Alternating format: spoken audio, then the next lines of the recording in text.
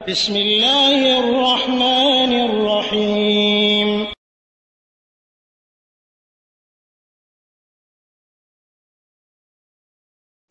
আসসালামু আলাইকুম ওয়া রাহমাতুল্লাহি ওয়া বারাকাতুহু। আমাদের একজন ভাই প্রশ্ন করেছেন যে সাদকা এবং আল্লাহর ওয়াস্তে দান যেটা, এই দুইটার মধ্যে পার্থক্য কি?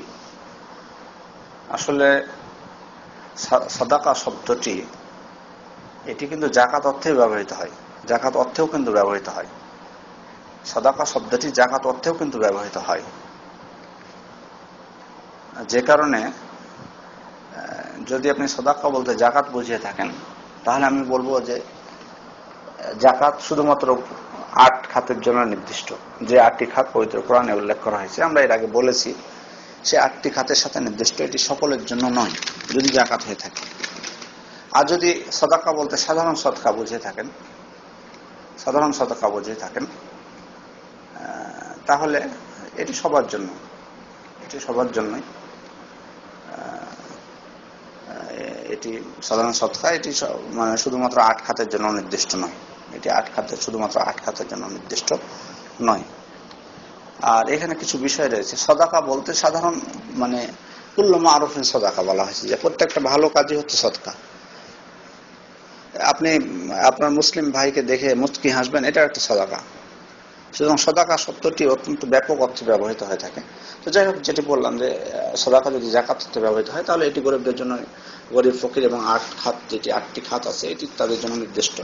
আর যদি এমনি সাধারণ সাদাকা বলেন, তাহলে এটি শুধু তাদের জন্য খাস নির্দিষ্ট না, এটি সকলের জন্য, সকলের মধ্যে শামিল হবেন। আর আপনি সাদাকা জারিয়ার কথা বলেছেন। সাদাকা জারিয়া আর সাদাকার মধ্যে পার্থক্য আছে, কিন্তু সাদাকা জারিয়া এবং সাদাকার মধ্যে পার্থক্য আছে। সাদাকা জারিয়া হলো যেটা নেকি চলতে থাকবে, অর্থাৎ যে জিনিসটা, উদাহরণস্বরূপ বলি যে আপনি ধরেন একজন মানুষকে 10 কেজি চাল দিলেন, সাদাকা করলেন, তো উনি 10 কেজি চাল খেয়ে নিলে এখানে শেষ। কিন্তু পক্ষান্তরে আপনি যদি একটি মসজিদ প্রতিষ্ঠা করেন, তাহলে সেই মসজিদে যতদিন মানুষ নামাজ আদায় করবে, ততদিন আপনি নেকি পেতে থাকবেন। তার একটি মাদ্রাসা প্রতিষ্ঠা করেন, সেখানে একই অবস্থা। আপনি যদি একটি কূপ খনন করে দেন এবং সেখান থেকে মানুষ পানি খেতে থাকে, সারা জীবনের নেকি আপনি পেতে থাকবেন। তো এগুলো হচ্ছে সাদাকাতুন জারিয়া। জারিয়া শব্দের অর্থ চলতে থাকে, যেটা যেটা চলতে থাকে। সুতরাং এমনি যখন সাদাকা বলবেন, তখন কিন্তু সাদাকা জারিয়া শব্দটি ব্যবহার, মানে ওটা আলাদা। সাদাকা জারিয়া হলো যেটা চলতে থাকে, আর যেটা চলতে থাকে না, সেটা সাধারণ সাদাকা, সেটা হলো সাধারণ সাদাকা। আর ফি সাবিলিল্লাহ, আল্লাহর ওয়াস্তে দান যেটা, ফি সাবিলিল্লাহ যদি আপনি বলেন, ফি সাবিলিল্লাহ যেটা বোঝেন, সেটা আল্লাহর আপনার দ্বীনের জন্য, জিহাদ সহ অন্যান্য দিন প্রতিষ্ঠার জন্য, যে কোনো খাতে দিন প্রতিষ্ঠার যে কোনো মাধ্যম বা মাধ্যমে মানে দান করা যেটি, সেটা ফি সাবিলিল্লাহর অন্তর্ভুক্ত।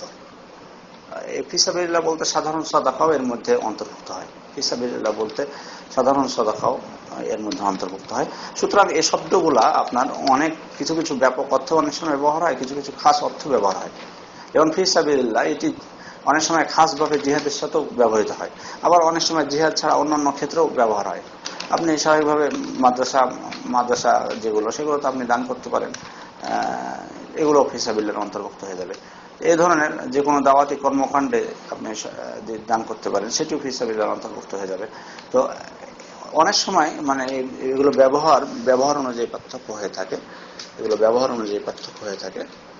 যেমনটি সাদাকার ক্ষেত্রে আমরা বললাম, যেমনটি সাদাকার ক্ষেত্রে বলেছি।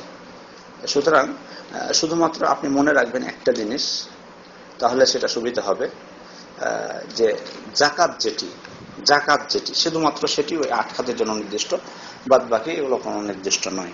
আসসালামু আলাইকুম ওয়া রাহমাতুল্লাহি ওয়া বারাকাতুহু।